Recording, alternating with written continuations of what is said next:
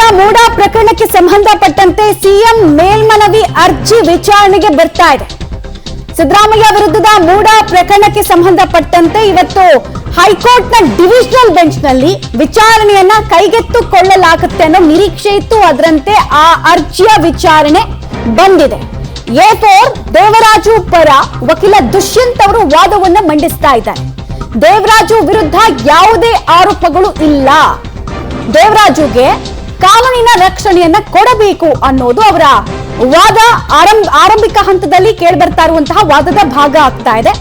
High court ವಿಭಾಗೀಯ ಪೀಠದಲ್ಲಿ ಮೇಲ್ಮನವಿ ಅರ್ಜಿ ವಿಚಾರಣೆಗೆ ಬಂದಿತ್ತು. ಮೇಲ್ಮನವಿ ಯಾವ ಕಾರಣಕ್ಕಾಗಿ ಹಾಕೊಂಡಿದ್ರು ಎಲ್ಲದರ ಡೀಟೇಲ್ಸ್ ಅನ್ನ ಮುಂದಿನ ಹಂತದಲ್ಲಿ ಕೊಡ್ತಾ ಹೋಗ್ತೀನಿ. ಸದ್ಯಕ್ಕೆ ವಕೀಲರು ವಾದವನ್ನ ಸ್ಟಾರ್ಟ್ ಮಾಡಿದ್ದಾರೆ. A4 ದೇವರಾಜು ಪರ ವಕೀಲರಾಗಿರುವಂತಹ ದುಷ್ಯಂತ್ ಅವರು ವಾದ ಮಾಡಬೇಕಾದ್ರೆ ತಮ್ಮ ಕಕ್ಷಿದಾರನ ಪಾತ್ರ ಇಲ್ಲ, ಆತನಿಗೆ ಕಾನೂನಿನ ರಕ್ಷಣೆಯನ್ನ ಕೊಡಬೇಕು ಅಂತ ವಾದವನ್ನ ಮಂಡಿಸ್ತಾ ಇದ್ದಾರೆ. ಪ್ರಕರಣದಲ್ಲಿ ಭೂ ಮಾಲೀಕ ದೇವರಾಜು ಅವರಿಗೆ ಆ ಭೂಮಿ ಬಂದಿದ್ದೆ ಸರಿಯಾದ ಕ್ರಮದಲ್ಲ ಅನ್ನುವಂತಹ ಅಬ್ಸರ್ವೇಷನ್ಸ್ ಕೇಳಿ ಬಂದಿತ್ತು. ಸೊ ದೇವರಾಜು ಪರ ವಕೀಲರು ಹೇಳ್ತಾ ಇರೋದು ಅವರ ಪಾತ್ರ ಇಡೀ ಪ್ರಕರಣದಲ್ಲಿ ಅಥವಾ ಅವರ ಬಗ್ಗೆ ಇರುವಂತಹ ಯಾವ ಆರೋಪಕ್ಕೆ ಸಂಬಂಧಪಟ್ಟಂತೆ ಕೂಡ ಪ್ರಾಥಮಿಕ ಪ್ರೈಮಾ ಫೇಸಿ ಇಲ್ಲ. ಹೀಗಾಗಿ ಅವರಿಗೆ ಕಾನೂನಿನ ರಕ್ಷಣೆಯನ್ನ ಕೊಡಬೇಕು. ದೇವರಾಜು ವಿರುದ್ಧ ರಾಜ್ಯಪಾಲರ ಆದೇಶದಲ್ಲಿ ಉಲ್ಲೇಖ ಇಲ್ಲ. ಅರ್ಜಿಯ ವಿಚಾರಣೆಯನ್ನ 10ನೇ ತಾರೀಕಿನ ಒಳಗಾಗಿ ಇತ್ಯರ್ಥ ಮಾಡೋ ವಿಚಾರ ಕೂಡ ಅಲ್ಲಿ ಪ್ರಸ್ತಾಪಕ್ಕೆ ಬಂತು ಅನ್ನೋದು ಗೊತ್ತಾಗ್ತಾ ಇದೆ. ಹೈಕೋರ್ಟ್ ವಿಭಾಗೀಯ ಪೀಠದಲ್ಲಿ ಬಹಳ ಕ್ರೂಷಿಯಲ್ ಆಗಿ ಇವತ್ತು ಹಿಯರಿಂಗ್ ನಡೀತಾ ಇದೆ. ಆ ಹಿಯರಿಂಗ್ ನಲ್ಲಿ ಆರಂಭಿಕ ಹಂತದಲ್ಲೇ ದೇವರಾಜು ಪರ ವಕೀಲರಾಗಿರುವಂತಹ ದುಷ್ಯಂತ್ ಅವರು ವಾದವನ್ನು ಮಂಡಿಸ್ತಾ ಇದ್ದಾರೆ. ದುಷ್ಯಂತ್ ಅವರ ವಾದದಲ್ಲಿ ಅನೇಕ ವಿಚಾರಗಳನ್ನು ಪ್ರಸ್ತಾಪ ಮಾಡ್ತಾ ಇದ್ದಾರೆ. ಒಂದು, ರಾಜ್ಯಪಾಲರು ಪ್ರಾಸಿಕ್ಯೂಷನ್ಗೆ ಅನುಮತಿಯನ್ನ ಕೊಟ್ರಲ್ಲ, ಅದರಲ್ಲಿ ದೇವರಾಜು ಬಗ್ಗೆ ಪ್ರಸ್ತಾಪ ಇಲ್ಲ. ರಾಜ್ಯಪಾಲರ ಆದೇಶದಲ್ಲಿ ಯಾವುದೇ ಉಲ್ಲೇಖಗಳಿಲ್ಲ. ಅರ್ಜಿ ವಿಚಾರಣೆಯನ್ನ 10ನೇ ತಾರೀಕಿನ ಒಳಗೆ ಇತ್ಯರ್ಥ ಪಡಿಸುವಂತೆ ಕೂಡ ಮನವಿಯನ್ನ ಮಾಡಿಕೊಳ್ಳಲಾಗಿದೆ. ವಕೀಲ ದುಷ್ಯಂತ್ ಅವರ ವಾದ ಹೀಗೆ ಸಾಗ್ತಾ ಇದೆ. ನಾವು ನೋಡಿದ್ವಿ ಹೈಕೋರ್ಟ್ ನಲ್ಲಿ ಆರಂಭಿಕ ಹಂತದಲ್ಲಿ ಜಸ್ಟಿಸ್ ನಾಗಪ್ರಸನ್ನ ಅವರ ಪೀಠದಲ್ಲಿ ಅಬ್ಸರ್ವೇಷನ್ಸ್ ಇತ್ತಲ್ಲ, ಅದು ತೀರಾ ಹಿನ್ನಡೆಯನ್ನ ಈ ಪ್ರಕರಣದ ಆರೋಪಿಗಳಿಗೆ ಉಂಟಾಗಿತ್ತು. ಇದನ್ನ ಪ್ರಶ್ನಿಸಿ ಡಿವಿಷನಲ್ ಬೆಂಚ್ಗೆ ಹೋಗ್ತೀವಿ ಅಂತ ವಕೀಲರು ಹಿಂದೆನೇ ಹೇಳಿದ್ರು ಕೂಡ ಅರ್ಜಿಯ ವಿಚಾರಣೆ ನಡೆದಿರಲಿಲ್ಲ. ಸೊ ಫೈನಲಿ ಈಗ ಆ ವಾದ ಸ್ಟಾರ್ಟ್ ಆಗಿದೆ. 2004ರಲ್ಲಿ ಸರಿಯಾಗಿ 20 ವರ್ಷಗಳ ಹಿಂದೆ ದೇವರಾಜು ಅವರು ಜಮೀನನ್ನು ಮಾರಾಟ ಮಾಡಿದ್ದಾರೆ. ಆತನನ್ನೇ ಪ್ರಕರಣದಲ್ಲಿ ವಿಚಾರಣೆಯನ್ನು ನಡೆಸ್ತಾ ಇದ್ದಾರೆ. 2004ರಲ್ಲೇ ದೇವರಾಜು ಅವರು ತಮ್ಮ ಜಮೀನನ್ನ ಮಾರಾಟ ಮಾಡಿದ್ದಾರೆ. ಬಟ್ ಈಗ ಭೂಮಾಲೀಕನನ್ನ ಪ್ರಕರಣದಲ್ಲಿ ವಿಚಾರಣೆ ನಡೆಸ್ತಾ ಇರೋದ್ರ ಬಗ್ಗೆ ಕೂಡ ಪಾಯಿಂಟ್ ಔಟ್ ಮಾಡ್ತಾ ಇದ್ದಾರೆ ವಕೀಲರು. ಜಾಗ ಆತಂದೇ ಇರಬೇಕಾದ್ರೆ ಈಗ ಆತನನ್ನ ಇಲ್ಲಿ ಅಕ್ಯೂಸ್ಡ್ ಮಾಡಿರೋದು ಎಷ್ಟು ಸರಿ ಅನ್ನೋದು ಅವರ ವಾದದ ತಾತ್ಪರ್ಯ ಆಗ್ತಾ ಇದೆ. ಅವರನ್ನೇ ಅಕ್ಯೂಸ್ಡ್ ಮಾಡಿರೋದು ಹೇಗೆ, ಯಾವ ರೀತಿ ಅನ್ನೋದು ಅವರ ವಾದದ ತಾತ್ಪರ್ಯ ಆಗ್ತಾ ಇದೆ. ದೇವರಾಜು ಅವರನ್ನ ಈ ಪ್ರಕರಣದಲ್ಲಿ ಸಿಲುಕಿಸುವಂತಹ ಕೆಲಸ ವಿರೋಧಿಗಳಿಂದ ಆಗ್ತಾ ಇದೆ ಅನ್ನೋದು ಕೂಡ ಈ ವಾದದ ಭಾಗ ಆಗ್ತಾ ಇದೆ. 2004ರ ವಿಚಾರವನ್ನು ಪ್ರಸ್ತಾಪ ಮಾಡ್ತಾ ಇದ್ದಾರೆ, ಕೋರ್ಟ್ ಮಾಡ್ತಾ ಇದೆ. ಸಿಎಂ ಸಲ್ಲಿಸಿರುವಂತಹ ಮೇಲ್ಮನವಿ ಅರ್ಜಿ ವಿಚಾರಣೆ ಸಂದರ್ಭದಲ್ಲಿ ಆರಂಭಿಕ ಹಂತದಲ್ಲೇ ದೇವರಾಜು ಪರ ವಕೀಲರಾಗಿರುವಂತಹ ದುಷ್ಯಂತ್ ಅವರು ವಾದವನ್ನ ಈ ರೀತಿಯಾಗಿ ನಡೆಸ್ತಾ ಇದ್ದಾರೆ. ನೋಡಿ, ಅನೇಕ ಪ್ರಶ್ನೆಗಳು ದೇವರಾಜು ಅವರಿಗೆ ಸಂಬಂಧಪಟ್ಟಂತೆ ಇತ್ತು. ಏನೇನು ಅಬ್ಸರ್ವೇಷನ್ಸ್ ಆಗ್ತಾ ಇದೆ ಅಂತ ಕೇಳಿದ್ರೆ, ಒಂದು, ಆ ಜಮೀನು ಮಾರಾಟ ಮಾಡೋದಕ್ಕೆ ಇವರಿಗೆ ಆ ಜಮೀನು ನ್ಯಾಯಯುತವಾಗಿ ಬಂದೇ ಇರಲಿಲ್ಲ. ಇವ್ರ ಹತ್ರ ಡೆತ್ ಸರ್ಟಿಫಿಕೇಟ್ ಇರಲಿಲ್ಲ, ತಂದೆದು ಫ್ಯಾಮಿಲಿ ನಕ್ಷೆ ಇರಲಿಲ್ಲ, ಮತ್ತೆ ಸುಳ್ಳು ಹೇಳಿದ್ದಾರೆ, ಆಲ್ಟರ್ನೇಟಿವ್ ಇನ್ಕಮ್ ಇಲ್ಲ, ಕೃಷಿಯನ್ನೇ ನಂಬಿಕೊಂಡು ನಾನು ಬದುಕ್ತಾ ಇದ್ದೀನಿ ಅಂತ. ಸೊ ಇದೆಲ್ಲ ಸುಳ್ಳು ಹೇಳಿದ್ದಾರೆ ಅನ್ನೋದು ಇಡೀ ಫೈಂಡಿಂಗ್ಸ್ ನಲ್ಲೂ ಇತ್ತು. ಮೊನ್ನೆ ಅಷ್ಟೇ ಇಂಟ್ರಿಮ್ ರಿಪೋರ್ಟ್ ಬಂತಲ್ಲ, ಅದರಲ್ಲೂ ಇತ್ತು. ಮತ್ತು ದೂರುದಾರರು ಕೊಟ್ಟಿರುವಂತಹ ಆರೋಪದಲ್ಲೂ ಕೂಡ ಈ ಒರಿಜಿನಲ್ ಭೂಮಾಲೀಕನ ಬಗ್ಗೆ ಅನೇಕ ಪ್ರಶ್ನೆಗಳು ಎದ್ದಿದ್ವು. ಅದನ್ನೆಲ್ಲ ಅಡ್ರೆಸ್ ಮಾಡೋ ಕೆಲಸವನ್ನ ಇವತ್ತಿನ ವಾದದಲ್ಲಿ ದುಷ್ಯಂತ್ ಅವರು ಆರಂಭಿಕ ಹಂತದಲ್ಲಿ ಮಾಡ್ತಾ ಇದ್ದಾರೆ. ಪ್ರಕರಣದಲ್ಲಿ ವಿನಾಕಾರಣ ಅವರನ್ನ ವಿಚಾರಣೆಗೆ ಒಳಪಡಿಸ್ತಾ ಇದ್ದಾರೆ ಅನ್ನೋದು ದೇವರಾಜು ಪರ ವಕೀಲರು ಹೇಳ್ತಾ ಇರುವಂತಹ ಮಾತು. ದೇವರಾಜು ಅವರು ತಮ್ಮ 80ನೇ ವಯಸ್ಸಿನಲ್ಲಿ ಈ ರೀತಿ ವಿಚಾರಣೆಯನ್ನು ಎದುರಿಸಬೇಕಾದಂತಹ ಪರಿಸ್ಥಿತಿ ಬಂದಿದೆ ಅನ್ನೋದು ಕೂಡ ವಕೀಲರು ಹೇಳ್ತಾ ಇರುವಂತಹ ಮಾತಾಗ್ತಾ ಇದೆ. ರಿಲೀಫ್ ಸಿಗುತ್ತಾ? ಈ ವಾದಗಳನ್ನೆಲ್ಲ ಕೋರ್ಟ್ ಎಷ್ಟರ ಮಟ್ಟಿಗೆ ಕನ್ಸಿಡರ್ ಮಾಡುತ್ತೆ ಅನ್ನೋದು ಪ್ರಶ್ನೆ. ಏಕಸದಸ್ಯ ಪೀಠದಲ್ಲಿ ವಾದ ಆಲಿಸದೆ ಆದೇಶವನ್ನ ಕೊಡಲಾಗಿದೆ. ನಾನಾಗ್ಲೇ ಒಂದು ಮೆನ್ಷನ್ ಮಾಡ್ತಾ ಇದ್ನಲ್ಲ, ಜಸ್ಟಿಸ್ ನಾಗಪ್ರಸನ್ನ ಪೀಠದಿಂದ ಕೆಲವೊಂದಷ್ಟು ಅಬ್ಸರ್ವೇಷನ್ಸ್ ಆಗಿತ್ತು ಅಂತ. ಸೊ ಅವ್ರು ಹೇಳ್ತಾ ಇರೋದು, ನಮ್ಮ ಕಡೆಯ ವಾದವನ್ನ ಆಲಿಸದೆ ಅಲ್ಲಿ ಪ್ರಕರಣದಲ್ಲಿ ತೀರ್ಪು ಕೊಟ್ಟಿದ್ದಾರೆ, ಸೊ ಅದನ್ನ ನಾವು ಪ್ರಶ್ನಿಸ್ತಾ ಇದ್ದೀವಿ ಅಂತ ಹೇಳ್ತಾ ಇದ್ದಾರೆ. ಡೀಟೇಲ್ಸ್ ಕೊಡ್ತಾರೆ ನರಸಿಂಹಮೂರ್ತಿ. ಆರಂಭಿಕ ಹಂತದಿಂದ ಕೂಡ ದುಷ್ಯಂತ್ ಅವ್ರ ವಾದ ಹೇಗ್ ಸಾಕ್ತಾ ಇದೆ, ಯಾವೆಲ್ಲ ವಿಚಾರಗಳನ್ನ ಕೋರ್ಟ್ ಮಾಡ್ತಾ ಇದ್ದಾರೆ, ತಮ್ಮ ಕಕ್ಷಿದಾರನ ಪಾತ್ರ ಇಲ್ಲ ಅನ್ನೋದನ್ನ ಹೆಂಗೆ ಸಾಬೀತ್ ಮಾಡೋದಕ್ಕೆ ಅಥವಾ ಕನ್ವಿನ್ಸ್ ಮಾಡೋದಕ್ಕೆ ಪ್ರಯತ್ನ ಪಡ್ತಾ ಇದ್ದಾರೆ. ಮಮತಾ, ಏಕಸದಸ್ಯ ಪೀಠದ ಆದೇಶವನ್ನ ಪ್ರಶ್ನಿಸಿ ಸಿದ್ದರಾಮಯ್ಯ ಅವರು ವಿಭಾಗೀಯ ಪೀಠಕ್ಕೆ ಅರ್ಜಿಯನ್ನ ಹಾಕೊಂಡಿದ್ರು. ಈ ನಡುವೆ ದೂರುದಾರ ಸ್ನೇಹಮಯಿ ಕೃಷ್ಣ ಕೂಡ ಈ ಪ್ರಕರಣದ ತನಿಖೆಯನ್ನ ಸಿಬಿಐಗೆ ವಹಿಸಬೇಕು ಅನ್ನೋ ನಿಟ್ಟಿನಲ್ಲಿ ಹೈಕೋರ್ಟ್ ನಲ್ಲಿ ಅರ್ಜಿಯನ್ನ ಸಲ್ಲಿಕೆ ಮಾಡಿಕೊಂಡಿದ್ರು. ಅದರ ಜೊತೆಗೆ ಈಗಾಗಲೇ ಆರೋಪಿತ ಸ್ಥಾನದಲ್ಲಿರ್ತಕ್ಕಂತಹ ದೇವರಾಜ್ ಇವರ ಪರ ದುಷ್ಯಂತ್ ದುಬೆ ಇದೀಗ ವಾದವನ್ನ ಆರಂಭ ಮಾಡಿದ್ದಾರೆ. ಅಂದ್ರೆ ಪ್ರಕರಣವನ್ನ ಯಾವಾಗ ಇವರು ಸಿಬಿಐಗೆ ಕೋರಿ ಅರ್ಜಿಯನ್ನ ಹಾಕೊಂಡ್ರು, ಆಗ ದೇವರಾಜು ಕೂಡ ಹೈಕೋರ್ಟ್ಗೆ ಅರ್ಜಿಯನ್ನ ಸಲ್ಲಿಕೆ ಮಾಡ್ಕೊಂಡಿದ್ದಾರೆ. ಇದೀಗ ದೇವರಾಜು ಪರ ದುಷ್ಯಂತ್ ದುಬೆ ಹಿರಿಯ ವಕೀಲರು ಆರ್ಗ್ಯುಮೆಂಟ್ ಅನ್ನ ಮಾಡ್ತಿದ್ದಾರೆ. ಅಂದ್ರೆ ಈ ಒಂದು ಪ್ರಕರಣಕ್ಕೂ ಅವ್ರಿಗೂ ಸಂಬಂಧವಿಲ್ಲ. 80ನೇ ವಯಸ್ಸಿನಲ್ಲಿ ಅವ್ರನ್ನ ಸುಖ ಸುಮ್ಮನೆ ವಿಚಾರಣೆಗೆ ಒಳಪಡಿಸುವ ಕೆಲಸವನ್ನ ಮಾಡ್ಲಾಗ್ತಿದೆ. ಏಕಸದಸ್ಯ ಪೀಠದಲ್ಲಿ ನಮ್ಮ ಒಂದು ಮನವಿಯನ್ನ ಕೇಳಲಿಲ್ಲ ಅನ್ನೋ ಮಟ್ಟಿಗೆ ತಮ್ಮ ಅಭಿಪ್ರಾಯವನ್ನ ವ್ಯಕ್ತಪಡಿಸಿದ್ರು. ಈ ಸಂದರ್ಭದಲ್ಲಿ ಮಧ್ಯಪ್ರವೇಶ ಮಾಡಿದಂತಹ ಮಾನ್ಯ ನ್ಯಾಯಮೂರ್ತಿಗಳು, ಇಲ್ಲ, ನಾವಿಲ್ಲಿ ಯಾವುದೇ ಪೀಠದ ಆದೇಶವನ್ನ ನಾವು ಇಲ್ಲಿ ಹೋಲ್ಡ್ ಮಾಡೋದಕ್ಕೋ ಅಥವಾ ಪ್ರಶ್ನೆ ಮಾಡೋದಕ್ಕೋ ನಾವಿಲ್ಲಿ ಕೂತಿಲ್ಲ ಅನ್ನೋ ಮಟ್ಟಿಗೆ ಅಭಿಪ್ರಾಯವನ್ನ ವ್ಯಕ್ತಪಡಿಸ್ತಾರೆ. ಆಗ ನಾವು ಆ ರೀತಿ ಹೇಳ್ತಿಲ್ಲ, ನಮ್ಗೆ ರಕ್ಷಣೆಯನ್ನ ಕೊಡಬೇಕು ಅನ್ನೋ ಮಟ್ಟಿಗೆ ದುಷ್ಯಂತವೇ ಕೇಳ್ಕೊಂಡಿದ್ದಾರೆ. ಅಂದ್ರೆ ಈ ತಿಂಗಳ 10ರ ಒಳಗಾಗಿ ಒಂದು ಆದೇಶವನ್ನ ಕೊಡಿ, ನಮ್ಗೆ ರಕ್ಷಣೆಯನ್ನ ಕೊಡಿ ಅನ್ನೋ ಮಟ್ಟಿಗೆ ಇದೀಗ ದುಷ್ಯಂತವೇ ಹೈಕೋರ್ಟ್ ನಲ್ಲಿ ತಮ್ಮ ವಾದ ಮಂಡನೆಯನ್ನ ಮಾಡ್ತಿರೋದು. ರಾಜ್ಯಪಾಲರ ಆದೇಶದಲ್ಲೂ ಕೂಡ ದೇವರಾಜ್ರವರ ಪಾತ್ರದ ಬಗ್ಗೆ ಉಲ್ಲೇಖ ಇಲ್ಲ. ಅಲ್ಲಿ ಕೇವಲ ಪ್ರಾಸಿಕ್ಯೂಷನ್ಗೆ ಅನುಮತಿಯನ್ನ ರಾಜ್ಯಪಾಲರು ಕೊಟ್ಟಿದ್ದಾರೆ. ಹೀಗಿದ್ದು ಕೂಡ ಪ್ರಕರಣದಲ್ಲಿ A4 ಆರೋಪಿಯನ್ನಾಗಿ ದೇವರಾಜ್ ಅವರನ್ನ ಹೆಸರಿಸುವ ಕೆಲಸವನ್ನ ಮಾಡಲಾಗಿದೆ. ಹೀಗಾಗಿ ನಮ್ಗೆ ರಕ್ಷಣೆಯನ್ನ ಕೊಡಿ ಅನ್ನೋ ಮಟ್ಟಿಗೆ ಇದೀಗ ದುಷ್ಯಂತವೇ ಹೈಕೋರ್ಟ್ ನಲ್ಲಿ ದೇವರಾಜ್ ಪರ ತಮ್ಮ ವಾದ ಮಂಡನೆಯನ್ನ ಮಾಡ್ತಿರೋದು. ನರಸಿಂಹಮೂರ್ತಿ, ಇಲ್ಲಿ ಇಂಟ್ರೆಸ್ಟಿಂಗ್ ಫ್ಯಾಕ್ಟ್ ಅಂತ ಹೇಳಿದ್ರೆ ರಾಜ್ಯಪಾಲರ ಪ್ರಾಸಿಕ್ಯೂಷನ್ ನ ಅನುಮತಿ ವಿಚಾರವನ್ನು ಪ್ರಸ್ತಾಪ ಮಾಡಿರೋದು, ಇದನ್ನ ಕೋರ್ಟ್ ಹೆಂಗ್ ಕನ್ಸಿಡರ್ ಮಾಡುತ್ತೆ ಅಂತ. ಬಿಕಾಸ್ ರಾಜ್ಯಪಾಲರ ನಿರ್ಣಯ ಸರಿ ಇದೆ ಅಂತ ಹಿಂದಿನ ಜಸ್ಟಿಸ್ ನಾಗಪ್ರಸನ್ನ ಪೀಠದಲ್ಲಿ ತೀರ್ಪಿನ ಅಬ್ಸರ್ವೇಷನ್ ಅಲ್ಲಿ ಹೇಳಲಾಗಿತ್ತು. ಈಗ ಅದನ್ನೇ ಪ್ರಶ್ನೆ ಕೇಳ್ತಾ ಇರೋದು, ಯಾವ ರೀತಿಯ ಕೋರ್ಟ್ ಇದನ್ನು ನೋಡುತ್ತೆ ಅಂತ ಹೇಳಿ, ಮತ್ತೆ ಈ ವಾದ ಎಷ್ಟರ ಮಟ್ಟಿಗೆ ದೇವರಾಜುಗೆ ಹೆಲ್ಪ್ ಮಾಡಬಹುದು ಅಂತ.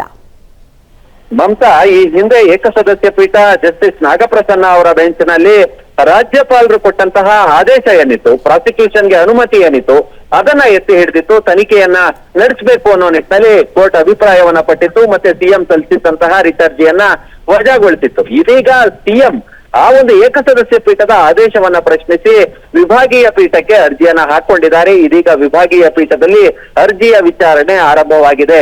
ಮುಖ್ಯ ನ್ಯಾಯಮೂರ್ತಿ NV ಅಂಜಾರಿಯಾ ಹಾಗೆ ನ್ಯಾಯಮೂರ್ತಿ ಅರವಿಂದ್ ಕುಮಾರ್ ಅವರ ವಿಭಾಗೀಯ ಪೀಠದಲ್ಲಿ ಅರ್ಜಿ ವಿಚಾರಣೆ ಆರಂಭವಾಗಿರೋದು. ಮೊದಲಿಗೆ ಪ್ರಕರಣವನ್ನ ಸಿಬಿಐಗೆ ವಹಿಸಬೇಕು ಅನ್ನೋ ನಿಟ್ಟಿನಲ್ಲಿ ಅರ್ಜಿಯನ್ನ ದೂರುದಾರರು ಸ್ನೇಹ ಕೃಷ್ಣಮಯಿ ಹಾಕೊಂಡಿದ್ರಲ್ಲ, ಆ ವಿಚಾರವಾಗಿ ಇದೀಗ ವಾದ ನಡೀತಿರೋದು. ದೇವರಾಜ್ರವರ ಪರವಾಗಿ ದುಷ್ಯಂತವೇ ಹಿರಿಯ ವಕೀಲರು, ಹೈಕೋರ್ಟ್ ನ ಹಿರಿಯ ವಕೀಲರು ಅಪಿಯರ್ ಆಗಿದ್ದಾರೆ. ಅವರು ಹೇಳ್ತಿದ್ದಾರೆ, ಅಂದ್ರೆ ಇದೊಂದು ರಾಜಕೀಯ ದಾಳಿಯಲ್ಲಿ ದೇವರಾಜು ಅವ್ರನ್ನ ಸಿಲುಕಿಸುವ ವ್ಯವಸ್ಥೆಯನ್ನ ಮಾಡಲಾಗಿದೆ. 80 ವಯಸ್ಸಾಗಿದೆ ಅವ್ರಿಗೆ. 2004ರಲ್ಲಿ ಸಿಎಂ ಬಾಮೈದ ಅವ್ರಿಗೆ ಜಮೀನನ್ನ ಮಾರಾಟ ಮಾಡಿದ್ದಾರೆ. ಅಲ್ಲಿ ಮುಗಿದಿದೆ. ಅವ್ರಿಗೂ ಈ ಪ್ರಕರಣಕ್ಕೂ ಏನ್ ಸಂಬಂಧ? ಏಕಸದಸ್ಯ ಪೀಠದಲ್ಲಿ ಇದನ್ನೇ ನಾವು ಆರ್ಗ್ಯುಮೆಂಟ್ ಮಾಡಿದ್ದು, ಆದ್ರೆ ನಮ್ಮ ಆರ್ಗ್ಯುಮೆಂಟ್ ಅನ್ನ ಏಕಸದಸ್ಯ ಪೀಠ ಮನವಿಗೆ ತೆಗೆದುಕೊಳ್ಳಿಲ್ಲ. ಏಕಸದಸ್ಯ ಪೀಠದ ಮುಂದೆ ಸಿದ್ದರಾಮಯ್ಯ ಅವರ ತನಿಖೆಗೆ ಅನುಮತಿಸಬೇಕೆ ಬೇಡವೆ ಅನ್ನೋ ವಿಚಾರ ಕೂಡ ಏಕಸದಸ್ಯ ಪೀಠದಲ್ಲಿ ನಾವು ಈ ವಿಚಾರವನ್ನ ತೆಗೆದುಕೊಂಡಂತಹ ಸಂದರ್ಭದಲ್ಲಿ ಅದು ಕೂಡ ಆಗ್ಲಿಲ್ಲ. ಅಂದ್ರೆ ನಮ್ಮ ಪರವಾಗಿ ಅಲ್ಲಿ ತೀರ್ಪು ಬರಲಿಲ್ಲ. ತಂದೆಯಿಂದ ಬಂದಂತಹ ಒಂದು ಜಾಗವನ್ನ ದೇವರಾಜ್ರವರು ಮಾರಾಟವನ್ನ ಮಾಡಿದ್ದಾರೆ.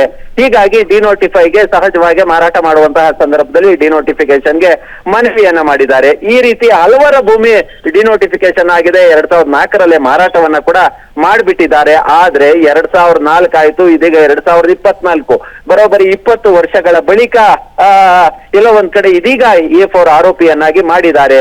ಹೀಗಾಗಿ ರಕ್ಷಣೆಯನ್ನ ಕೊಡಬೇಕು, 10ರ ಒಳಗಾಗಿ ತೀರ್ಪನ್ನ ನೀಡಿ ಅನ್ನೋ ಮಟ್ಟಿಗೆ ಇದೀಗ ದುಷ್ಯಂತ್ ದವೆ ಅವರು ಹೈಕೋರ್ಟ್ ನಲ್ಲಿ ತಮ್ಮ ವಾದ ಮಂಡನೆಯನ್ನ ಮುಂದುವರಿಸ್ತಿರೋದು. ನರಸಿಂಹಮೂರ್ತಿ, ಈಗ ಇಡೀ ಇಂಟರಿಂ ಪತ್ರವನ್ನ ಬರೀತಲ್ಲ ಲೋಕಾಯುಕ್ತದಲ್ಲಿ, ಅದರಲ್ಲಿ ಅನೇಕ ಪ್ರಶ್ನೆಗಳನ್ನ ಈ ಭೂಮಾಲೀಕ ದೇವರಾಜು ಸಂಬಂಧಪಟ್ಟಂತೆ ಎತ್ತಿತ್ತು ಮತ್ತೆ ಸಾಕ್ಷಿಗಳನ್ನ ಸಂಗ್ರಹಿಸಿತ್ತು. ಒಂದು, ಆ ಭೂಮಿಗೆ ಸಂಬಂಧಪಟ್ಟಂತ ಫ್ಯಾಮಿಲಿ ಟ್ರೀ ಅವ್ರ ಹತ್ರ ಇರಲಿಲ್ಲ, ಆದ್ರೂ ಕೂಡ ಡಾಕ್ಯುಮೆಂಟ್ ಅನ್ನು ಸೇಲ್ ಮಾಡಿದ್ದಾರೆ, ಭೂಮಿಯನ್ನ ಮಾರಾಟ ಮಾಡಿದ್ದಾರೆ ಅಂತ ಹೇಳಿದ್ರು. ಮತ್ತೆ ಡೆತ್ ಸರ್ಟಿಫಿಕೇಟ್ ಇಲ್ಲದೆ ಆ ಭೂಮಿಯನ್ನ ಟ್ರಾನ್ಸ್ಫರ್ ಮಾಡಿಸ್ಕೊಳ್ಳೋ ಕೆಲಸವನ್ನ ದೇವರಾಜ್ ಅವರು ಹೆಂಗ್ ಮಾಡಿದ್ರು ಅನ್ನೋದಕ್ಕೂ ಉತ್ತರ ಇಲ್ಲ, ಸುಳ್ಳು ಹೇಳಿದ್ದಾರೆ ಅನೇಕ ಅಂಶಗಳಲ್ಲಿ ಅಂತ ಇಡಿ ಫೈಂಡಿಂಗ್ಸ್ ಅಲ್ಲಿ ಇತ್ತು. ಸೊ ಅದನ್ನು ಅಡ್ರೆಸ್ ಮಾಡ್ತಾರಾ ಸ್ವಲ್ಪ ಹೊತ್ತಲ್ಲಿ ವಕೀಲರು? ಅದರ ನಿರೀಕ್ಷೆ ಇಟ್ಕೊಳ್ಬಹುದಾ ಇಲ್ಲಿ? ಮಮತಾ, ಈ ಹಿಂದೆ ಏಕಸದಸ್ಯ ಪೀಠದಲ್ಲಿ ಆರ್ಗ್ಯುಮೆಂಟ್ ಅನ್ನ ಮಾಡುವ ಸಂದರ್ಭದಲ್ಲಿ ದೇವರಾಜ್ಗೆ ಭೂಮಿಯ ಹಕ್ಕಿನ ಒಡೆತನವೇ ಇರಲಿಲ್ಲ. ಅವರು ತಮ್ಮ ಹಕ್ಕನ್ನ ತಮ್ಮ ಸಹೋದರರಿಗೆ ಬಿಟ್ಟುಕೊಟ್ಟಿದ್ರು. ಹೀಗಾಗಿ ಅಲ್ಲಿ ದೇವರಾಜು ಮೂಲ ಮಾಲೀಕ ಆಗಿರ್ಲಿಲ್ಲ. ಈಗ ಮಾರಾಟವನ್ನ ಮಾಡಿದ್ದಾರೆ ಅನ್ನೋ ಒಂದು ಅಂಶವನ್ನ ಇತರ ವಕೀಲರು ಆರ್ಗ್ಯುಮೆಂಟ್ ಅನ್ನ ಮಾಡುವ ಸಂದರ್ಭದಲ್ಲಿ ಈ ವಿಚಾರವನ್ನ ಗಣನೆಗೆ ತೆಗೆದುಕೊಂಡಿದ್ರು. ಆದ್ರೆ ಇದೀಗ ದುಷ್ಯಂತ ದವೆ ಅವರ ಆರ್ಗ್ಯುಮೆಂಟ್ ಭೂಮಿಯನ್ನ ನರಸಿಂಹಮೂರ್ತಿ ಹಾಗೆ ಸಂಪರ್ಕದಲ್ಲಿ ವಾಪಸ್ ಬರ್ತೀನಿ. ಸದ್ಯಕ್ಕಂತೂ ಡೀಟೇಲ್ಸ್ ಅನ್ನ ನೀವು ಗಮನಿಸ್ತಾ ಇದ್ದೀರಾ, ಯಾವ ರೀತಿ ವಾದ ಸಾಕ್ತಾ ಇದೆ ಅಂತ.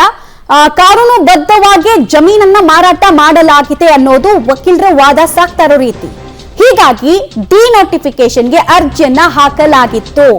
ಸಿಎಂ ವಿರುದ್ಧ ಮೂಡ ಹಗರಣ ತನಿಖೆಗೆ ಅನುಮತಿ ವಿಚಾರಕ್ಕೆ ಸಂಬಂಧಪಟ್ಟಂತೆ ದೇವರಾಜು ಪರ ವಕೀಲ ದುಷ್ಯಂತ ದವೆ ಅವರು ವಾದವನ್ನ ಈ ರೀತಿಯಾಗಿ ಸಾಗಿಸ್ತಾ ಇದ್ದಾರೆ. ಮೂಡ ಭೂಮಿ ವಶಕ್ಕೆ ಪಡಿಬೇಕಾದ್ರೆ ದೇವರಾಜು ಅವರ ಹೆಸರಲ್ಲೇ ಭೂಮಿ ಇತ್ತು, ದೇವರಾಜು ಅವರೇ ಒರಿಜಿನಲ್ ಭೂ ಮಾಲೀಕರಾಗಿದ್ರು ಅಂತ ಅವ್ರು ಹೇಳ್ತಾ ಇದ್ದಾರೆ. ತಂದೆಯಿಂದ ಬಂದ ಜಮೀನನ್ನ ದೇವರಾಜು ಮಾರಾಟ ಮಾಡಿದ್ದಾರೆ. ಬಟ್ ಇಲ್ಲಿ ಪ್ರಶ್ನೆಯನ್ನ ಇಡಿ ಕೂಡ ಕೇಳಿತ್ತು. ಏನ್ ಕೇಳಿತ್ತು ಅಂತ ಹೇಳಿದ್ರೆ, ತಂದೆಯ ಡೆತ್ ಸರ್ಟಿಫಿಕೇಟ್ ಇಲ್ಲದೆ ಭೂಮಿಯನ್ನು ಹೆಂಗ್ ಮಾರಾಟ ಮಾಡಕ್ ಸಾಧ್ಯ ಆಗುತ್ತೆ, ಇವ್ರ ಹೆಸರಿಗೆ ಹೆಂಗ್ ಬರಕ್ ಸಾಧ್ಯ ಆಗುತ್ತೆ ಅಂತ ಕೇಳಿದ್ದಾರೆ. ಮತ್ ನೋಡಿ, ಡಿನೋಟಿಫಿಕೇಶನ್ಗೆ ಅರ್ಜಿ ಹಾಕಿದ್ರ ಬಗ್ಗೆ ಕೂಡ ಅವ್ರು ಉಲ್ಲೇಖಿಸ್ತಾ ಇದಾರಲ್ಲ, ಇದಕ್ಕೂ ಆ ಇಂಟರಿಂ ಪತ್ರದಲ್ಲಿ ಕೆಲವೊಂದಷ್ಟು ಕೌಂಟರ್ಗಳಾಗಿದೆ. ಅದಕ್ಕೆ ಹೆಂಗ್ ಕೌಂಟರ್ ಮಾಡ್ತಾರೆ ಇವರು ಅನ್ನೋದು ಈ ಪ್ರಕರಣದಲ್ಲಿ ದೇವರಾಜ್ ಅವರಿಗೆ ರಕ್ಷಣೆ ಸಿಗುತ್ತಾ ಇಲ್ವಾ ಅನ್ನೋದು ಡಿಸೈಡ್ ಆಗುತ್ತೆ. ಭೂಮಿ ವಶಕ್ಕೆ ಪಡಿಬೇಕಾದ್ರೆ ದೇವರಾಜ್ ಅವರ ಹೆಸರಲ್ಲೇ ಇತ್ತು, ಅಂದ್ರೆ ಮೂಡ ಭೂಮಿಯನ್ನು ವಶಕ್ಕೆ ಪಡಿಬೇಕಾದ್ರೆ ದೇವರಾಜ್ ಅವರ ಹೆಸರಲ್ಲೇ ಇತ್ತು. ತಂದೆಯಿಂದ ಬಂದ ಜಮೀನನ್ನ ದೇವರಾಜು ಮಾರಾಟ ಮಾಡಿದ್ದಾರೆ. ಇದರಲ್ಲಿ ಯಾವುದೇ ಪ್ರೊಸೀಜರ್ ಲ್ಯಾಪ್ಸ್ ಆಗಿಲ್ಲ, ಕಾನೂನು ಬದ್ಧವಾಗಿ ಜಮೀನನ್ನ ಮಾರಾಟ ಮಾಡಲಾಗಿದೆ ಅನ್ನೋದು ಅವರ ವಾದ. ಮತ್ತು ಡಿನೋಟಿಫಿಕೇಶನ್ಗೆ ಇದೇ ಕಾರಣಕ್ಕೆ ಅರ್ಜಿಯನ್ನ ಹಾಕಲಾಗಿತ್ತು. ದೇವರಾಜು ವಿರುದ್ಧ ಕ್ರಿಮಿನಲ್ ಕೇಸನ್ನ ಈಗ ದಾಖಲಿಸಲಾಗಿದೆ, ಇದು ಸರಿ ಅಲ್ಲ ಅನ್ನೋದು ದೇವರಾಜು ಪರ ವಕೀಲರು ಹೇಳ್ತಾ ಇರುವಂತಹ ಮಾತು. ಅಂದ್ರೆ ಕ್ರಿಮಿನಲ್ ಕಾನ್ಸ್ಪಿರಸಿ ಇಲ್ಲಿ ಇಲ್ಲ, ಡಾಕ್ಯುಮೆಂಟ್ ಅನ್ನ ಫೋರ್ಜರಿ ಮಾಡಿರುವಂತಹ ಸಂಭವನೇ ಇಲ್ಲ. ಬಿಕಾಸ್ ಒರಿಜಿನಲ್ ಮಾಲೀಕರೇ ದೇವರಾಜು ಅನ್ನೋದು ಇವರು ವಾದ ಮಾಡ್ತಾ ಇರುವಂತಹ ಪರಿ ಆಗ್ತಾ ಇದೆ. ಬಟ್ ಇಲ್ಲಿ ಅನೇಕ ಪ್ರಶ್ನೆಗಳಿದೆ.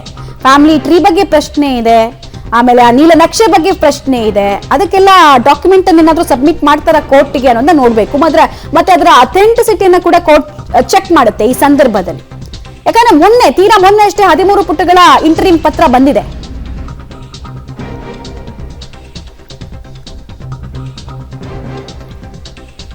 ಓಕೆ, ಬಿಗ್ ಅಪ್ಡೇಟ್ ಸಿಗ್ತಾ ಇದೆ. ಯಾವುದೇ ತಡೆಯಾಜ್ಞೆಯನ್ನ ನೀಡೋದಕ್ಕೆ ಸಾಧ್ಯ ಇಲ್ಲ ಅಂತ ಸಿಜೆ ಹೇಳ್ತಾ ಇದ್ದಾರೆ. ಡಿವಿಷನಲ್ ಬೆಂಚ್ ನ ನ್ಯಾಯಮೂರ್ತಿಗಳು ಯಾವುದೇ ಸ್ಟೇಯನ್ನ ಈ ತನಿಖೆಗೆ ಸಂಬಂಧಪಟ್ಟಂತೆ ಕೊಡೋದಕ್ಕೆ ಸಾಧ್ಯ ಇಲ್ಲ. ರಿಲೀಫ್ ನ ನಿರೀಕ್ಷೆಯಲ್ಲಿ ಇದ್ದಂತವರಿಗೆ ಈ ಕಾಮೆಂಟ್ ಅಥವಾ ಇದು ಆದೇಶನ ಕಾಮೆಂಟ್ ಗೊತ್ತಾಗುತ್ತೆ. ಯಾಕಂದ್ರೆ ವಾದ ಇನ್ನು ಸ್ಟಾರ್ಟ್ ಆಗಿರೋದ್ರಿಂದ ಆರಂಭಿಕ ಹಂತದಲ್ಲಿ ಕೆಲ ಅಬ್ಸರ್ವೇಷನ್ಸ್ ಅನ್ನು ಮಾಡ್ತಾರೆ. ನೋಡಿ, ಬಂತು, ಏಕಸದಸ್ಯ ಪೀಠದ ಆದೇಶದ ಮಧ್ಯೆ ನಾವು ಬರೋದಕ್ಕೆ ಸಾಧ್ಯ ಇಲ್ಲ, ಸ್ಟೇ ಕೊಡೋದಕ್ಕೆ ತನಿಖೆಗೆ ಸಂಬಂಧಪಟ್ಟಂತೆ ಸಾಧ್ಯ ಇಲ್ಲ ಅಂತ ಹೇಳ್ತಾ ಇದ್ದಾರೆ. ಆರಂಭಿಕ ಹಿನ್ನಡೆ ಅಂತೂ ಈ ಪ್ರಕರಣದಲ್ಲಿ ಅಲ್ಲಿಗೆ ಸಿದ್ದರಾಮಯ್ಯ ಅವರಿಗೆ ಆದಂಗೆ ಕಾಣಿಸ್ತಾ ಇದೆ. ಯಾಕಂದ್ರೆ ಅವರ ವಕೀಲರು ಏಕಸದಸ್ಯ ಪೀಠದ ಆದೇಶವನ್ನು ಪ್ರಶ್ನಿಸಿನೇ ಹೋಗಿದ್ರು. ಬಟ್ ಈಗ ಆ ಆದೇಶ ಏನಿತ್ತು, ತನಿಖೆಗೆ ಆದೇಶ ಏನಿತ್ತು, ಅದಕ್ಕೆ ಸ್ಟೇ ಕೊಡೋದಕ್ಕೆ ಸಾಧ್ಯ ಇಲ್ಲ ಅಂತ ಆರಂಭಿಕ ಹಂತದಲ್ಲೇ ನ್ಯಾಯಮೂರ್ತಿಗಳು ಸ್ಪಷ್ಟಪಡಿಸ್ತಾ ಇದ್ದಾರೆ. ರಿಲೀಫ್ ನ ನಿರೀಕ್ಷೆಯಲ್ಲಿದ್ರು, ಮಧ್ಯಂತರ ರಿಲೀಫ್ ಸಿಗುತ್ತೆ ಅನ್ನುವಂತಹ ನಿರೀಕ್ಷೆಯಲ್ಲಿದ್ರು. ಬಟ್ ಇನ್ನೂ ಹಾಗಾಗಿಲ್ಲ, ಯಾವುದೇ ತಡೆಯಾಜ್ಞೆಯನ್ನ ಕೊಡೋದಕ್ಕೆ ಸಾಧ್ಯ ಇಲ್ಲ ಅಂತ ನ್ಯಾಯಮೂರ್ತಿಗಳು ಸ್ಪಷ್ಟಪಡಿಸ್ತಾ ಇದ್ದಾರೆ. ಮುಂದುವರೆದ ಭಾಗವಾಗಿ ಸಿಎಂ ವಿರುದ್ಧ ಮೂಡ ಹಗರಣ ತನಿಖೆಗೆ ಅನುಮತಿ ಕೊಟ್ಟಿರೋ ವಿಚಾರಕ್ಕೆ ಸಂಬಂಧಪಟ್ಟಂತೆ ದೇವರಾಜು ಪರ ವಕೀಲ ದುಷ್ಯಂತ್ ದವೆ ಅವರು ವಾದವನ್ನ ಮಂಡಿಸ್ತಾ ಇದ್ರು. ಅದರಲ್ಲಿ ಭೂಮಿ ದೇವರಾಜು ಅವರಿಗೆ ಸಿಕ್ಕಿದ್ದು ಹೇಗೆ ಮತ್ತು ಅವರು ಒರಿಜಿನಲ್ ಮಾಲೀಕರಾಗಿದ್ದು ಹೇಗೆ, ಹಾಗೂ ನ್ಯಾಯಬದ್ಧವಾಗಿ ಅಲ್ಲಿ ಜಮೀನನ್ನು ಮಾರಾಟ ಮಾಡಿದ್ದಾರೆ ಅದು ಹೇಗೆ ಅನ್ನೋದನ್ನ ವಿವರಿಸ್ತಾ ಇದ್ದಾರೆ. ಕೋರ್ಟ್ಗೆ ಮನವರಿಕೆ ಮಾಡಿಕೊಡ್ತಾ ಇದ್ದಾರೆ. ಇಲ್ಲಿ ಅವ್ರು ಕೊಡುವಂತಹ ಡಾಕ್ಯುಮೆಂಟ್ ಕ್ರೂಷಿಯಲ್ ಆಗುತ್ತೆ. ಯಾಕಂದ್ರೆ ಸಿವಿಲ್ ಮ್ಯಾಟರ್ ಆಗಿರೋದ್ರಿಂದ ಅವರು ಪ್ರತಿ ಡಾಕ್ಯುಮೆಂಟ್ ಅನ್ನ ಕೂಡ ಕೊಡ್ಬೇಕಾಗತ್ತೆ. ಆ ಡಾಕ್ಯುಮೆಂಟ್ ಮೇಲೆನೆ ಈ ಆರ್ಗ್ಯುಮೆಂಟ್ ಕಂಪ್ಲೀಟ್ ಆಗಿ ನಡೆಯೋದು. ಯಾಕಂದ್ರೆ ಇವ್ರ ಹತ್ರ ಇರೋ ಡಾಕ್ಯುಮೆಂಟ್ ಸೇಮು, ಈ ಕಡೆಗೆ ಪ್ರಾಸಿಕ್ಯೂಷನ್ಗೆ ಅನುಮತಿ ಕೇಳಿದವ್ರ ಬಳಿ ಇದ್ದಂತಹ ಡಾಕ್ಯುಮೆಂಟ್ ಕೂಡ ಸೇಮ್ ಇದೆ. ಯಾವ್ದ್ರ ಅಥೆಂಟಿಸಿಟಿ ಹೇಗೆ ಅನ್ನೋದು ಗೊತ್ತಾಗುತ್ತೆ. ದುಷ್ಯಂತ್ ದವೆ ಅವ್ರ ವಾದ ಕೇಳಿಸ್ಕೊಂಡಾಗ ದೇವರಾಜು ಓಕೆ ಡೀಟೇಲ್ಸ್ ಕೊಡ್ತಾರೆ. ನೇರ ಸಂಪರ್ಕದಲ್ಲಿ ಜಾಯ್ನ್ ಆಗ್ತಾ ಇದ್ದಾರೆ ನರಸಿಂಹಮೂರ್ತಿ. ಈಗ ರಕ್ಷಣೆ ಕೇಳಿದ್ರು, ಕಾನೂನು ರಕ್ಷಣೆಯನ್ನ ಕೊಡಬೇಕು ಅಂತ ಕೇಳಿದ್ರು. ಬಟ್ ಆರಂಭಿಕ ಹಂತದಲ್ಲೇ ನ್ಯಾಯಮೂರ್ತಿಗಳು ಅಭಿಪ್ರಾಯಗಳನ್ನು ವ್ಯಕ್ತಪಡಿಸಿದ ಹಾಗೆ ಕಾಣಿಸ್ತಾ ಇದೆ. ಸ್ಟೇ ಕೊಡೋದಕ್ಕೆ ಬರೋದಿಲ್ಲ, ಸ್ಟೇ ಕೊಡೋದಕ್ಕೆ ಸಾಧ್ಯ ಇಲ್ಲ ಅಂತ. ಸೊ ಯಾವ ಸಂದರ್ಭದಲ್ಲಿ ಈ ಹೇಳಿಕೆ ಬಂತು, ಇದು ಈ ಕಾಮೆಂಟ್ ಅನ್ನ ಯಾವ ಸಂದರ್ಭದಲ್ಲಿ ಮಾಡ್ಲಾಯ್ತು ಅಂತ? ಮಮತಾ, ಮುಖ್ಯ ನ್ಯಾಯಮೂರ್ತಿಗಳು NV ಅಂಜಾರಿಯಾ ಅವರು ಹೈಕೋರ್ಟ್ನಲ್ಲಿ ಇದೀಗ ಅಭಿಪ್ರಾಯವನ್ನ ಪಟ್ಟಿದ್ದಾರೆ. ಏಕಸದಸ್ಯ ಪೀಠ ಕೊಟ್ಟಂತಹ ಆದೇಶಕ್ಕೆ ಮಧ್ಯ ಬರೋದಕ್ಕೆ ಅಥವಾ ತಡೆ ಬರೋದಕ್ಕೆ ಸಾಧ್ಯವಿಲ್ಲ ಅನ್ನೋ ಮಟ್ಟಿಗೆ ಇದೀಗ ಮುಖ್ಯ ನ್ಯಾಯಮೂರ್ತಿಗಳು ಉಚ್ಚರಿಸಿದ್ದಾರೆ. ಹೀಗಾಗಿ ಎಲ್ಲೋ ಒಂದ್ ಕಡೆ ಏಕಸದಸ್ಯ ಪೀಠ ಕೊಟ್ಟಂತಹ ತೀರ್ಪೇನಿತ್ತು, ಆ ತೀರ್ಪಿಗೆ ಮಧ್ಯಂತರ ತಡೆಯಾಜ್ಞೆಯನ್ನ ತೆಗೆದುಕೊಳ್ಳೋದಕ್ಕೆ ಏನಾದ್ರೂ ಪ್ರಯತ್ನವನ್ನ ಪಟ್ಟಿದ್ರೆ ಅದು ಈ ಕ್ಷಣದಲ್ಲಿ ಸಾಧ್ಯವಾಗ್ತಿಲ್ಲ ಅನ್ನೋದು ಗೊತ್ತಾಗ್ತಿದೆ. ಹೀಗಾಗಿ ಏನು ದುಷ್ಯಂತ್ ದವೆ ಅವರು ವಾದವನ್ನ ಮಂಡನೆ ಮಾಡಿದಾರಲ್ಲ, ಆ ವಾದದ ಮೆರಿಟ್ ಆಧಾರದ ಮೇಲೆ ನಾವು ತೀರ್ಪುಗಳನ್ನ ಕೊಡ್ತೀವಿ ಅನ್ನೋ ಮಟ್ಟಿಗೆ ಮುಖ್ಯ ನ್ಯಾಯಮೂರ್ತಿಗಳು ಅಭಿಪ್ರಾಯವನ್ನ ಪಟ್ಟಿದ್ದಾರೆ. ಒಂದು ಪ್ರಕರಣದಲ್ಲಿ ದೇವರಾಜ್ ಈತ ಮಲ್ಲಿಕಾರ್ಜುನ್ ಸ್ವಾಮಿ CM ಬಾಮೈದ ಅವರಿಗೆ ಜಮೀನನ್ನ ಮಾರಾಟ ಮಾಡದಾತ. ಕೆಸರೆ ಗ್ರಾಮದ ಆ 3.16 ಎಕರೆ ಆ ಜಮೀನಿನ ಮೂಲ ಮಾಲೀಕರು ಇವರು ಸಹಜವಾಗಿ 2004ರಲ್ಲಿ ಇವರ ತಂದೆಯಿಂದ ಬಂದಂತಹ ಜಮೀನು. ಹೀಗಾಗಿ ಮಾರಾಟವನ್ನ ಮಾಡಿದ್ದಾರೆ. ತನ್ನ ಜಮೀನನ್ನ ಮಾರಾಟ ಮಾಡಿದ್ದಕ್ಕೆ ಇದೀಗ 80ನೇ ವಯಸ್ಸಿನಲ್ಲಿ ಅವರು ಕ್ರಿಮಿನಲ್ ಪ್ರಕರಣವನ್ನ ಎದುರಿಸ್ತಿದ್ದಾರೆ. ಹೀಗಾಗಿ ಅವರಿಗೆ ರಕ್ಷಣೆಯನ್ನ ಕೊಡಬೇಕು ಅನ್ನೋ ಮಟ್ಟಿಗೆ ದುಷ್ಯಂತ್ ದವೆ ಅವರು ಆರ್ಗ್ಯುಮೆಂಟ್ ಅನ್ನ ಮಾಡಿದ್ರು. ಮತ್ತೆ ಸಹಜವಾಗಿ ಜಮೀನನ್ನ ಮಾರಾಟ ಮಾಡುವ ಸಂದರ್ಭದಲ್ಲಿ ನೋಟಿಫಿಕೇಶನ್ಗೆ ಅಪ್ಲಿಕೇಶನ್ ಅನ್ನ ಹಾಕೊಳ್ತಾರೆ ಅನ್ನೋ ಮಟ್ಟಿಗೆ ದುಷ್ಯಂತ್ ದವೆ ಆರ್ಗ್ಯುಮೆಂಟ್ ಅನ್ನ ಮಾಡ್ತಿದ್ರು. ಓಕೆ ನರಸಿಂಹಮೂರ್ತಿ, ಹಾಗೆ ಸಂಪರ್ಕದಲ್ಲಿ ವಾಪಸ್ ಬರ್ತೀನಿ.